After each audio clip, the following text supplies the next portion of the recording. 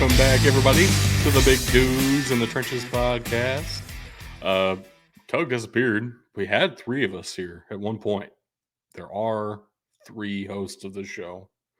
It is possible we will get a third one eventually, but right now it's just Bug and Doug hanging out with you. Thank you so much for tuning in. If you're live with us on Twitch, is the best way to watch this show, definitively. Big Dudes in the Trenches on there. If you would like to see the great and wonderful visuals that we have, and you're not live with us, you can check us out on YouTube. Recommend hitting up Bloodline Entertainment Network to do so. Also, you can go to their website, which I don't know the URL off the top of my head, but it'll probably be in the description as well. And all of our other links in the description there somewhere. This is part 4 of our FCS conference preview series.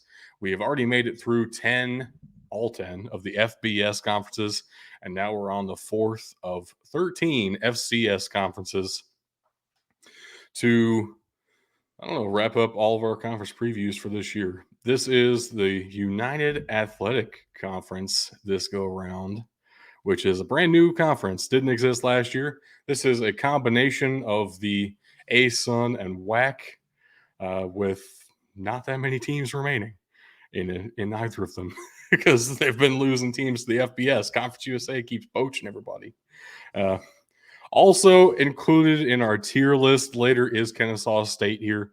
Kennesaw State is independent this season in the FCS as they are transitioning. They will be in the FBS in Conference USA in 2024.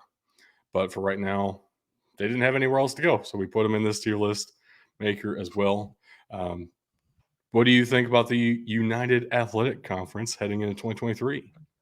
It is the strangest hodgepodge of teams I have ever seen. Yes. But it looks like they're going to have some competitive teams on the national level when we start talking playoffs here in a little bit. Playoffs? I am interested to see, though. It seems like there is a very clear top and bottom of this conference. And one of the teams I would have put just by looking at paper and, just kind of glancing at it as being near the top of this conference is Austin Peay. But when you look at their roster construction, you start digging into it. Doesn't look like that's going to be the case. Only Corey Chapman, a defensive back for the Governors, is making our preseason all-conference team. Yeah, and it's not entirely fair to Austin Peay. This looks bad for them, but I do think they have, if this were a 2 or 3 deep, we'd see a heck of a lot more Austin Peay players scattered throughout here. But individually, we have some phenomenal players around this conference at various positions and at various schools. The most annoying part of this conference, though, is that almost all of them are purple and white. A lot of purple. Yeah. So, if you're not purple and white, you're red and white. So there's only red and black. Or purple and black. Or purple and gold. It's a whole mess. Whole mess of purple. But we did have our All-American FCS quarterback, Parker McKinney, out of Eastern Kentucky. This is his 6th season at EKU. EKU is a former powerhouse in the FCS. Definitely hasn't been recently, but they snuck into the playoffs last season. We'll see if they can get there again. Parker McKinney's definitely hoping for that, coming back for his whole 6th season, even though he said he got some FBS offers if he were to transfer. I don't know what schools that would be. I'm sure he wouldn't have turned down like an Alabama offer, but that'd have been something. That would have been crazy. If you'll notice, both of the wide receivers here are Tarleton State players. Darius Cooper and Jaden Smith are just really freaking good. And they've been really good for a couple of years now. So kind of give them some benefit of the doubt, I guess. There are some other really talented guys at the position around the league, but Darius Cooper and Jaden Smith together have been good for a couple of years. I don't know who the quarterback's going to be, but I know them as individual players are really good, so worth shouting them out. And it's a whole lot of purple. I'm getting lost. It is tough to get through. There's so much purple on here, especially with Tarleton State, that And I Stephen did F. miss Austin Central Arkansas. basically nearly having identical logos. Yeah, and then you got Abilene State and Abilene what is that? Christian Utah Tech, University. Abilene Christian. Sorry, You have with Utah Tech nearly and Southern identical Utah. logos. Oof. Yeah, we're gonna try not And to trip over ourselves a ton. I will say I completely looked past Central Arkansas Derek Powell at running back on this team yeah, initially.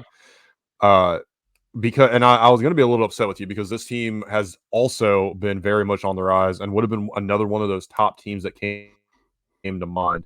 Obviously, when you've got the best quarterback in the conference and at the FCS level in Parker McKinney, a lot of people are immediately going to put Eastern Kentucky near the top end of this conference and probably in what is our playoff contender spot. But you cannot sleep on Central Arkansas. You definitely can't sleep on Tarleton State. And Stephen F. Austin has had a fantastic past 3 seasons as well. You see all this definitely. purple all over the place, and it's from those 3 teams right there. Yeah, and while we're talking about Central Arkansas for a minute, look at the defensive side of the ball for them. That defensive line is terrifying. Uh, Logan Jessup is amazing. You want him on that line. You need him on that line. And then also look at 2 of our defensive backs are Right. coming from Central Arkansas. You talk about, like I said, a lot of people probably want to put Eastern Kentucky as the team that's going to run away with this conference.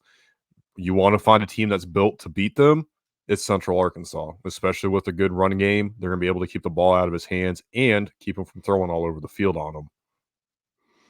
Yeah, how we ended up with a conference of Kentucky, Tennessee, Arkansas, Texas, Utah, Alabama.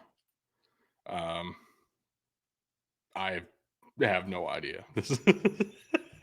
And also, Andrew Luck's dad, Oliver Luck, is basically the commissioner of this conference right now, even though he's also a consultant for the Pac-4.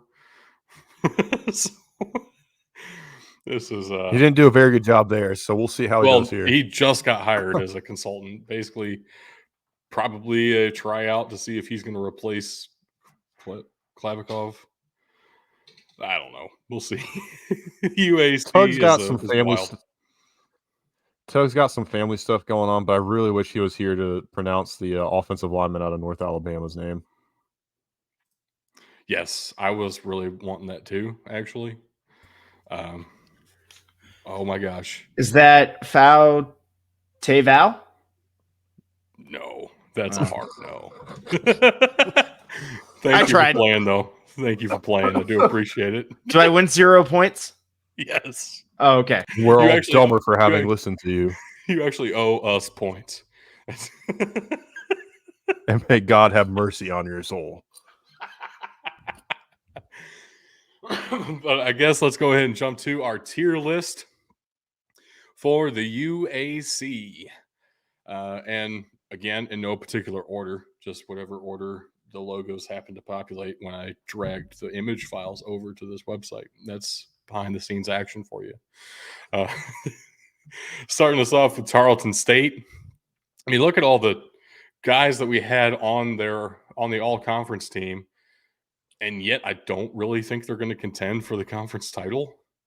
Yeah. Like this is more of a top end of tough out, bottom end of really good. I would agree, and I got a question why you would put your purple out against another team in conference who also has purple as their main color, which is half of the conference. Talk about North Alabama for that one. They've got too many pieces still there for me to put them in the tough out category. Yeah, that's fair. So I would put them in really good. That's fair. Tarleton State is a team that's definitely getting better very quickly. It wasn't that long ago. That was like a joke. Oh, we get to play Tarleton State. That's an obvious dub on the schedule. Thank you very much. Don't mind if I do. Abilene Christian is next. Abilene Christian is probably one of those schools we can comfortably call a tough out. It feels like a team that I wouldn't necessarily want to have to play, but also they're probably going to end up like 5-6 or something. So they're Texas A&M's cupcake, and they have to play UIW. I'm not feeling good about their prospects because their non-conference schedule is just so ridiculous for them. However, I would agree with you that Tough Out is going to be exactly where they fall. They're going to be great in conference. Just that non-conference schedule is going to keep them from really getting out of that Tough Out category. Well, FBS losses don't count against you for the playoffs, right? So if they lose to Texas A&M, nobody's going to blame them for that just because of the scholarship difference between them. If they beat Texas A&M, though, that would be A, incredible, and B, would help them for the playoff conversation. So if Abilene Christian's the new, if they're the new Appalachian State. And they get to play North Texas too, so they get 2 chances to help themselves there, which might be why they constructed their schedule this way, if I'm being honest with you. Maybe. It worked for Gardner-Webb last year, having 2 FBS on the schedule, and they ended up 6-5 and still made the playoffs. So, it is possible. Next up is Austin P. The Governors are let's go P. Pretty solid all around, but I don't trust them in a big game scenario, right? That's kind of how I feel about Austin P. It's another team that's kind of on the edge of tough out and really good, and I might be swayed to put them at the back end of really good, but it's. I'll tell you what, they're going to have a very good chance to prove themselves at the start of the season, facing off in Carbondale against SIU, going to Knoxville, and then having Gardner-Webb right smack dab in the middle of the season. We're going to know by midseason where this team really should be. I would agree with you that really good is probably about where to put them to start off. That could change, I guess, but this is a preseason tier list. Back end of really good feels right. Now we get to Utah Tech. These are the Trailblazers. Who I didn't know had a football team. I think it is reasonable. Didn't even know that was a school. Well, they only just recently changed their name to Utah Tech, so fair enough. I forget what they were before, though. I think they were Utah A&T. I mean, it's yeah. I think it's fair to put them in the better luck next year. I would agree. Yeah. Now it's time for a interesting discussion here because Central Arkansas is so close to being in that playoff contender tier for me that it's painful, but I also don't think it's reasonable. It's almost as painful as looking. It's almost as painful as looking at their football field. Yeah. The stripes. Oh, man. Purple and gray alternating every 5 yards is really gross, and I wish they wouldn't do it. But they do. Except for between the 45s, because they got to have the logo looking good. Yeah. I just don't see any. I don't see any scenario where we get more than one playoff team out of this conference. They're going to get their auto bid into the playoffs, and that's it. Maybe I'm wrong about that. Maybe they get 2. If they get 2, it would probably be a combination of Eastern Kentucky and Central Arkansas. But I would agree. I don't know if I can realistically put Central Arkansas on that playoff contenders tier. What were you going to say, Tug? I'm sorry I cut you off there. I was going to say, based on what I've seen, and I agree with you, I don't know if we're going to get more than one playoff team out of this conference or even any realistically even don't even know if we're going to have a playoff contender out of this conference. I'd probably put them in that really good range because I do think they're going to have a really good season. But I don't know where they get Eastern Kentucky at home. They get Eastern Kentucky at home. Their roster is built to beat Eastern Kentucky, in my opinion. Yeah, I can see that. And it's senior day. It's strength on strength, though, man. That's tough. That's quite the matchup. I'm glad they play each other, unlike the CAA, where we only get to see every other team play every other team. It's like ridiculous. I'm kind of comfortable though. Like the tier lists are a little bit unfair if we are looking at keeping it static across all the conferences. Like the CAA is supposed to produce one or two seeds and then like a couple of other teams that sneak in there. The Missouri Valley is supposed to have number 1 and number 2 in the country basically every year, right? But it's like this conference, they're fighting for the auto bid. I think it's probably fair to put the two teams who we think are going to compete for that auto bid in the playoff contenders tier, even though it doesn't exactly fit with how we've done it for other conferences. I mean, that works. I mean, the titles are the same, but we can change the metrics based on expectations for the conference as a whole. I'm okay with that. The question then becomes, do we put Central Arkansas in front of or behind Eastern Kentucky? I would lean Eastern Kentucky up front just because they've done it already and they're returning all the pieces. Yeah, I think that's fair. But that is definitely the conversation at the top of this conference. That's going to be a good game, actually. No doubt. Kennesaw State snuck on here. Like we said, they are independent this year, but we got to put them somewhere. I think what's going to happen actually with Kennesaw State this season is they're going to suck like hardcore, because I think they're going to try to pull a Sam Houston State where they redshirted their entire defense and then they get up in the FBS and actually might do decently well in their first year in Conference USA. I don't think Kennesaw State's going to even make an effort to try this year. We've already kind of seen that. Last year they went 5-6, I believe.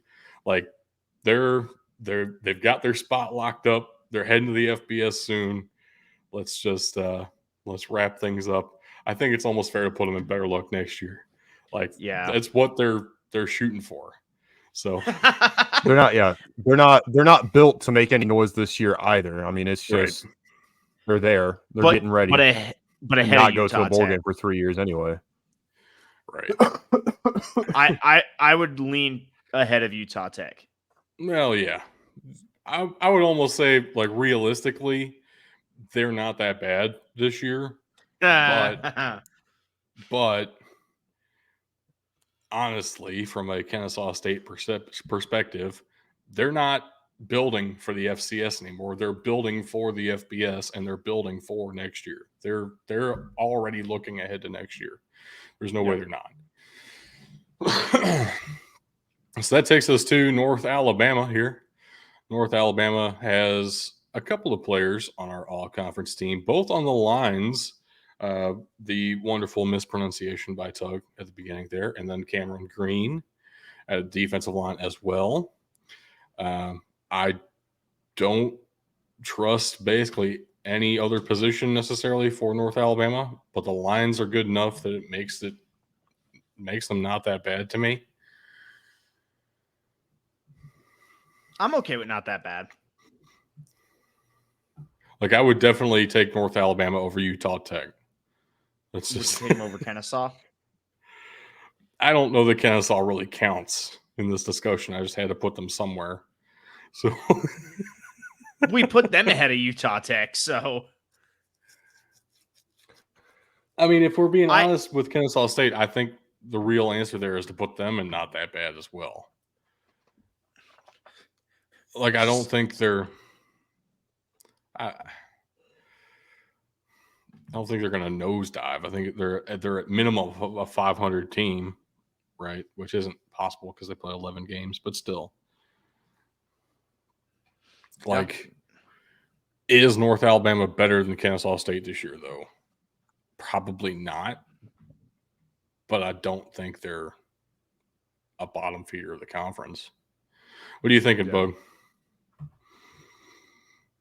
Any thoughts on North Alabama? Not for where to put them preseason, but we will get a faster look at them than anybody else in the FCS, except for Mercer, who we'll talk about next week, 2 weeks, or Thursday, next Monday. I can't remember. Because they are taking part in that FCS kickoff on August 26th. So, I would put them at not that bad, honestly. I don't see them really competing in this conference, but I don't see them being an absolute bottom feeder either. Speaking of bottom feeders, I am worried about Southern Utah being really not particularly good this season, which is unfortunate because that would mean both of our Utah squads of the UAC are in better luck next year, but I do think that's fair. I will put them ahead of Utah Tech, though. I do think that's the proper order for them. But also at some point, does it matter? I don't know. And that leaves us with a final one. This is Stephen F. Austin. And I'm not doing it because of symmetry, but I think it makes the most sense. I do think they probably belong in the tough outs. If not, I could put them behind Austin P and really good, but I think we've already kind of made it. Austin P feels like the bottom of really good to me. I think tough out is the right answer for Stephen F. Austin. They're up and down. They're trending in the right direction. They're just not there yet. Yeah, they're up and down, but they're also rising. Like they're gonna. That's where I'm at. I could put them ahead of Abilene Christian, though. That's probably what I would do. Let's go for symmetry there. I would take Stephen F. Austin over Austin P. Or I'd take Austin P over Stephen F. Austin, but Stephen F. Austin over Abilene Christian. All right. This is the only even tier list we've had all night. Very exciting stuff. Love to see it. But that does it for how we view the United Athletic Conference for this 2023 season. Felt like a kind of a quick hitter there, but I think it's kind of appropriate as well. There are only 2 teams that we think to really make a bunch of noise, and then a couple of squads where it's like I'd rather not have to play them in particular this week, but it'll be all right. Man, what a conference. Wow, what a great podcast. Yeah. I really also find it hilarious that Tug conveniently has issues right when it's time for him to read off some links.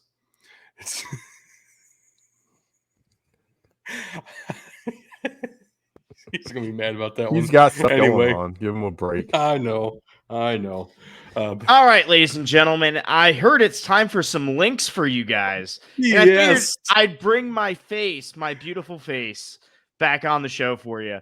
We've got our links, patreon.com/BDTfootball, twitter.com/BDTfootball, facebook.com/BDTfootball, instagram.com/BDT_football, BDTfootball.com, mailbox@BDTfootball.com, youtube.com/@BigDudesInTheTrenches. I still won't read the Discord, but guys, we've said it a few times tonight.